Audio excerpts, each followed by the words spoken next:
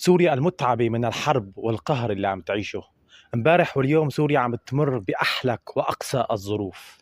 أكثر من 1300 شهيد، أكثر من 1500 جريح. ما بدنا بس نزعل، ما بدنا بس نترحم على الشهداء، بدنا نمد يد العون، بدنا نتكاتف مع بعض.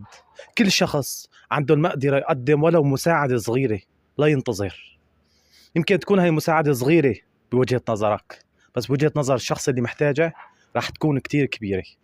والله يرحم كل شهيد ويشفي كل جريح ويصبر قلب كل شخص فقد إنسان عزيز وغالي على قلبه.